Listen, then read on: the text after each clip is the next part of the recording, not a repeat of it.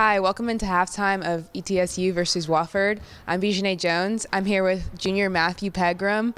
Matt, you're one of two in-state players on the basketball team. Can you talk about how nice it is to be close to home? It's really nice. 3 hours down to Charleston's not a bad road trip, so my family comes up to a lot of games, and I can go down the road and go home for the weekends. It's really nice. It's not hard to spot the Pegrams by their red hair. How nice is it to have that local support when you play?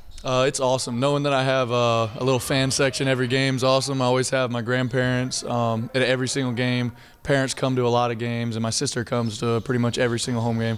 So that's really it's really nice. You're from Mount Pleasant, South Carolina. For those of you who don't know, that's down in Charleston. If I'm correct, you spend most of your time down in the ocean on the boat.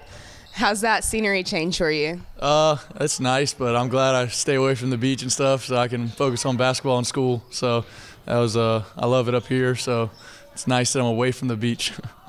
You guys have been stacking wins lately. Talk about that feeling and what has been leading to that success. There's no better feeling than stacking wins. Like getting a win with this team has been a lot of fun this year. We're playing a lot better ball this year, and that's just been really exciting to be a part of.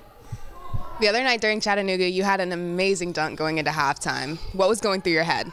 Well, we hedged that ball screen, and we kicked it up a little bit, and Storm took off with it, and he dished it back to me, and I finished it. And luckily there was 0.6 on the clock, so I thought I wasn't going to get it off in time, but it was a good energy booster going into halftime. 13. Chapman into the front court, high left with his dribble. We're at 6, we're at 5. He splits defenders, loses it to Hoover, outlet to Murphy, hits the trailer, and Pegram dunks at the buzzer. Strong way to end the half for Wofford. They'll go into the locker room only down 8. There are a lot of people behind the scenes that help keep the team together. Speaking of your trainer, Elise, and a couple of the managers, can you talk about them? Yeah, I'll start with Elise. Elise is awesome. She helps me a lot because I'm always in there in the training room, so she takes great care of me, and I really appreciate that. And then we have managers. We have Clark, Will, George, and Jake, and they're just awesome. Like Clark, she has these she sets these little like reward systems. So if we get A's on a paper or a test, she like cooks us a pie or something. So that really motivates the guys to get good grades more so than.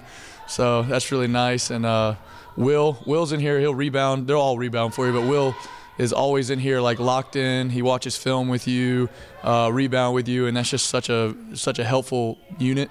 And then Jake's the man. Jake the Snake. He's a quiet guy, but we love having him around. He's starting to come out of his comfort zone a little bit, and we love it. So they're all great people, and we love it. Great. So your great Uncle Willie played here for Wofford basketball 64 to 68, and he's 9th on the all-time scoring list. Did that have any kind of influence on your choice to come to Wofford? And if it didn't, can you tell me a little bit about your recruiting process? Yeah, that had a big impact on me. I also had my AAU coach and my high school coach played here. I had family that lived up here, so Wofford was not just some small school that I didn't really know about. I grew up knowing the name and seeing them win championships, and I just really wanted to be a part of something special, so I came here. So coming to Wofford really meant a lot to you? Yes, Wofford was definitely really and truly the only focus I had in the whole recruiting process, and so glad I made that decision. So now that you're here, what does it mean to wear Wofford across your chest? It means a lot. Like having those letters across your chest is it means more than just going out and playing a game. Like you're playing for a community that really watches your games, and we have to make everybody proud. So that's what we try to do every night. You're number 50, correct? I am. Why'd you choose that number? It was my number because Tyler Hansborough was my favorite player growing up, and I just loved the way he played. His just energy and the way he played was awesome, and so I looked up to him in middle school, and I've been wearing number 50 as much as I could, except for high school. They didn't have the number, so I didn't wear it, but luckily I could wear it in college. You mentioned Tyler Hansborough. It's funny that you guys beat them this year. Talk about that feeling when you got to shake hands with Roy Williams. Yeah, it was a surreal moment. I grew up watching North Carolina. Tyler Hansborough, like I said, I looked up to him, and to be able to actually beat North Carolina at the Dean Dome, that was a special moment I'll never forget. And be able to shake Roy Williams' hand in the line was pretty cool. It was an awesome moment. So it's no secret that you're a big guy, standing at 6 feet 10 inches. Oh, yeah. What are some of the best tall guy jokes that you've gotten? I'll tell you one thing. People are not creative these days, so I just continuously get the how's the weather up there, and it gets so old. But, yeah, nobody's very creative. I just keep getting that same one.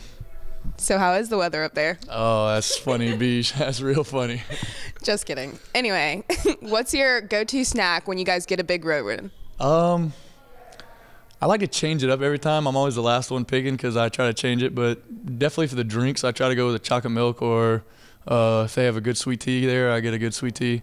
But the snack part, I usually change it up. Maybe a Pringles or Sour Patch, something like that. I've been looking at the pictures lately, and you guys have been holding up some random things. Is this a new trend going? Yeah, some people would always do it and never got recognized, but now people are talking about it all over Twitter. So every time, the last time we got a road win against VMI, everybody was trying to find the funniest thing in there and trying to hold it up. So I'm sure we'll have to change that soon because we're not really holding snacks up anymore, but it's still fun. You're majoring in business economics. What are you planning to do with that degree? I wish I knew, but I have no idea yet. I just know I like that kind of studies, and I'll figure it out one day. One day. What's your favorite movie? I have a lot of them. I definitely like war movies, so probably like a Black Hawk Down or Saving Private Ryan, those kind of movies I really enjoy. What's your favorite thing about Wofford that isn't basketball? The kind of small campus feel. I enjoy walking to class every day and seeing the same. I mean, it's kind of weird seeing the same people every day, but I enjoy getting to know everybody's names and saying hi to everybody when I walk by them. I really like that aspect of it. What is something most people don't know about you? I don't know. I feel like I'm an open book. I feel like everybody knows everything about me. I don't really change the way I am around different people, so I'm pretty much the same for everybody. I heard you do a little bit of cooking. Is that true? Oh yeah, I'm a chef now. Let me tell you. No, I'm not that great of a cook, but I really enjoy it. Just being in the kitchen's fun. I don't know. And be able to eat good food's always good too, so that works.